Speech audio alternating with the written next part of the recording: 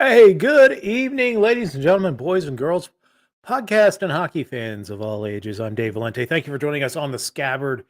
So we got another win to talk about. That's good news. Sabres get a 3-2 victory of the Anaheim Ducks on Tuesday night.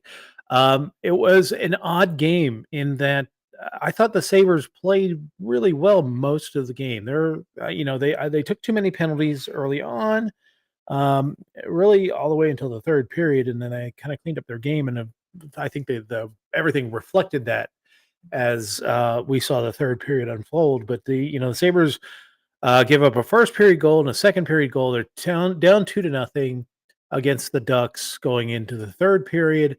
Um, but the Sabres really dominated a lot of that game. Like they had really good in zone possession. They actually got a lot of really good chances. What kept them off the board was the penalty trouble. Going in a 5-on-3 against the Ducks, the Ducks scored the first goal of the game. Um, they score the second goal of the game as Tuck is getting out of the penalty box in the second period, and you know where you're down 2-0, which is not unfamiliar with the Ducks. We were down 2-0 the first game, and the Sabres came back and won 3-2 in that game as well in overtime. But the difference here is that the Sabres use that strong forecheck, use their speed game, the tenacity on the puck. I mean, there are just times that the Anaheim Ducks were doing everything they can just to get the puck out of the zone. And it felt like, going into that third period, it's like, man, they put in all the effort, but they're just not being rewarded. And finally, things started to happen. JJ Paterka gets an early goal. Let's see. Yeah, Alex Tuck got the second goal, and then Henry Jokiharju scored just a weird angle goal. And I think really what caused that goal to go in was Dostal pushing back on the net and pushing the near post corner back and allowing that puck to go in off the far post and into the net. Um, but Dostal did have that habit of going up against the goals and pushing the goal back. There was a time during the game where the puck got stuck under the net because he was doing the same thing. Um, you know, uh, I'll take it. The Sabres should have been rewarded for the victory on Tuesday night. They outplayed the Ducks a majority of that game. Was it perfect? No. Again, too many penalties, but that's more the effort you want to see from the Buffalo Sabres. Tenacity on the puck. Kind of that same tenacity we saw in the first and third periods of that Rangers game. I think they did a better job of translating it more throughout the game, more complete effort. Not a 60-minute effort as I've been calling for, but a more complete effort than I've seen from the Sabres in a while. So good to see it. The Sabres are playing well. They're what, 6 wins in the last 7? I mean, again, I told you 22 victories out of the final 28 games. They've got 2 of them in a row. But the schedule is busy. The Carolina Hurricanes, we're down in Carolina tonight. Saturday we play Montreal. Monday we go up to Montreal. Tuesday we're back in Buffalo playing the San Jose Sharks, and then we go to Florida. We play Tampa on Thursday of next week, and then we got Florida. The first game after the trade deadline, Florida. So Tampa's the last game before the trade deadline. I think what happens these next 4 games is going to tell us a lot about what we're doing. Um, or 5 games, sorry, 5 games until the trade deadline. What we do these next 5 games is going to tell us a lot of about what we're doing. Can the Sabres get themselves into a position where they're at, or if they are running off 5 in a row from here, are they above NHL 500? They would have to run off every game to be above NHL 500 if they, uh, there's some different permutations if they have some overtime losses and things like that. So, but good effort.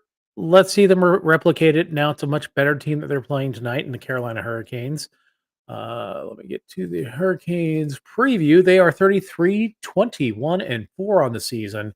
and they're second in the Metro. They've had a little bit of a rough time of it. I think they've lost 5 of 6 in the last dating back to before the Four Nations tournament. Um, but a team that's Rod the Bod, Brenda Moore coach team. These guys run through the wall for their coach.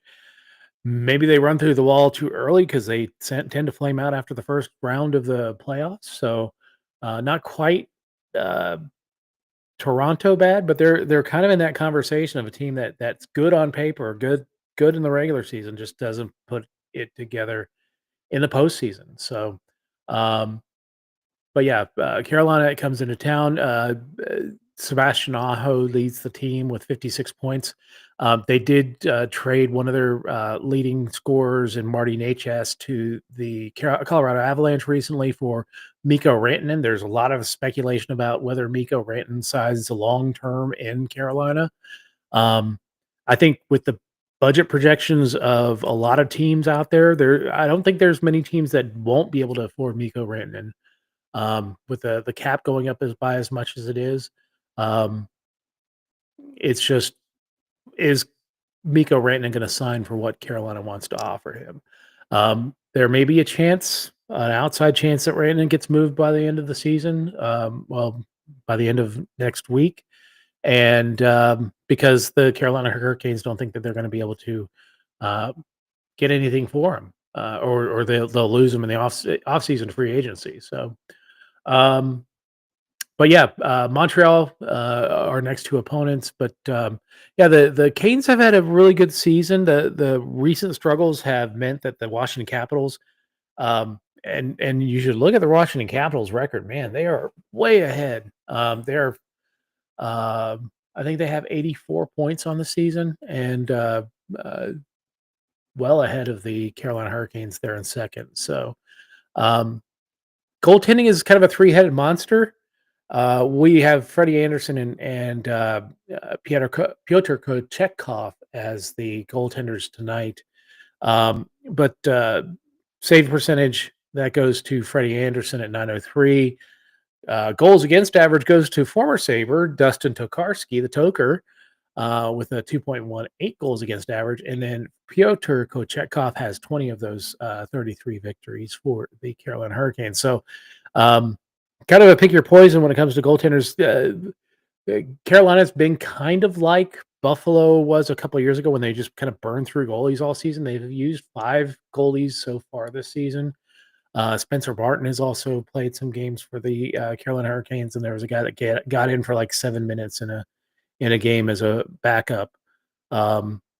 So some goaltending troubles, but all the goaltenders have played relatively well for the Canes. But Canes have a really good defensive system, good defenders, and makes it easier for them. So plus they play most of the game on the front foot. They are a fast team, a fast, aggressive team. Our previous meeting, Ryan McLeod had his first career and only hat trick. First career and first Sabres hat trick in a 4-2 victory on January 15th. So not too long ago, but a little over a month ago, month and a couple weeks ago. And UPL had 35 of 37 stops on the night. So Sabres played well. They got out to a 3-0 lead, and then Carolina scored a couple goals in the third period to make it interesting. When McLeod got his third of the night to seal the victory there. 3 keys to the game. We got to match speed with the Carolina Hurricanes. They're a fast team. They're an aggressive team. So you got to match their speed. Defenders need to, make sure that they got their spacing right on all that stuff because they come at you. And yeah, so match their speed. Again, that continuous effort. Let's replicate what you did against the Anaheim Ducks. Keep that puck down low in the Carolina zone. Carolina does really well at keeping the puck away from you. Throw it down into the zone, hit them hard on the boards, dislodge the puck, and keep cycling that puck and getting Carolina chasing is an excellent way to win the game. And then you got to clean up on the penalties. The penalties were the rough spot of that game against Anaheim. Really, the only reason Anaheim was even in that game was because the Sabres were rather undisciplined. All right, Carolina's forwards for tonight. We've got the first line, a very Jesus Christ. That line. Miko Rantanen, Sebastian Aho, and Andrei Svechnikov. Former Sabre alert. Eric Robinson on the second line with Jesperi Kotkaniemi and Jack Roslovic. I remember Robinson was always just a speed guy. I mean, again, fits right into that Carolina mold. Hey, W. Dill, how you doing? Thanks for joining us tonight. Um, Third line, Jordan Martin, Jordan Stahl, and Seth Jarvis. Seth Jarvis is leading the team in goals, so another guy to watch out for. And then another, actually, double former Sabre alert: Taylor Hall, Tyson Yost, and Jackson Blake on the fourth line. Canes D pairs Jacob Slavin with Brent Burns, Dmitry Orlov, with Jalen Chatfield, and the Ghost Bear, Shane Goss's Bear, with Sean Walker. We'll be facing the Pyotr Kochetkov as the goaltender for the Carolina Hurricanes tonight, with Freddie Anderson backing him up.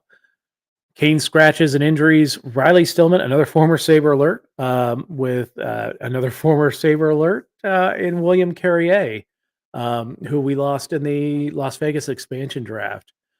Played a handful of games for the Buffalo Sabres, and they left him unprotected in that expansion draft. And Vegas took him. And it was a very serviceable player for those teams, including the Cup winning team, Cup losing team in the first year, and the Cup winning team a couple of years ago, and being a really good grinding fourth line guy. So, it's a big loss for, I think, for Carolina, and I have Carrier in the lineup. Sabres forwards. I did get some news just before he came on. May not have Jason Zucker. He's a game time decision. Not sure exactly what's going on with him, but as NHL.com has them right now, JJ Peterka, Yari Kulik, and Tage Thompson on the first line. Jason Zucker, Ryan McLeod, Alex Tuck on the second line. Jordan Greenway, Dylan Cousins, Jack Quinn on the third line. Beck Malenstein, Peyton Krebs, and Zach Benson on the fourth line. If Zucker's out, I don't know if we bring up Benson or Quinn, and then move in Sam Lafferty off the scratch group. Our D pairs tonight: Bowen Byram with Rasmus Dahlin, Matthias Samuelsson with Owen Power, and Dennis Gilbert with Henry Jokiharju, much as it was on Tuesday. Sabres goaltender, no big surprise here. Ukko-Pekka Luukkonen gets the start with James Reimer backing him up. The scratches. We don't have any injuries right now, which is good news. Although waiting to hear what's going on with Jason Zucker, whether it's illness or some kind of injury. Sam Lafferty, Jacob Bryson, Connor Clifton on the scratches. Maybe they do an 11-7 and bring in Bryson or Clifton. But I'm not a big fan of 11-7 hockey. So anyway, we'll see what happens with the lineup if Jason Zucker is not able to go. Tonight's odds per DraftKings: play responsibly or be like me and don't play at all. Buffalo is a goal and a half underdog. I'm sorry, goal and a half underdog, being on the road, and over under 6.5, with the money line being for Buffalo at plus 180. And that's probably because the Sabres have not won in Raleigh since 2016. Somebody posted the lineup of the 2016 Buffalo Sabres. Kind of sad, Marcus Foligno still on the team. There's nobody still on the team from that year. Zemgus Girgensson was the last one to kind of remain until last year. But yeah, it's been a long time since we've beaten Carolina in Raleigh. So hopefully we can turn it around and get the victory tonight and keep the good stuff going since the break. So anyway, let's talk about this date in Sabres history: February 27th, 2008. Steve Bernier, who had been recently acquired in the Brian Campbell deal, got 3 points, 2 goals, and an assist in his Sabres debut. Tony Ludman, had his career high in points and assists with a 4-assist night, and Buffalo defeated Nashville at home 8-4. Of course, Sabres didn't make playoffs that year, but Question, or I'm sorry, the week ahead, we've got Saturday. I've mentioned Montreal, Monday in Montreal, Tuesday home to San Jose, and then Thursday we start the Florida road trip with a Thursday night tilt against the Tampa Bay Lightning, last game before the trade deadline. Again, we'll be doing a trade deadline special on next Friday, probably the last 2 hours before the deadline wraps up. So around 1 o'clock Eastern, we'll start talking about who stayed, who went for the Sabres, if anybody, we don't know. We'll see. Anyway, our next episode is going to be Saturday night at 6 p.m. against the Montreal Canadiens. Be there or be square. And thanks for joining us tonight. Thank you, W. Dill, for popping into the comments. If you ever have a comment, please feel free to drop it in there. I'll do my best to answer any questions you may have. But anyway, thanks for joining us tonight. Let's go Buffalo. Let's go see another Sabres victory. See you on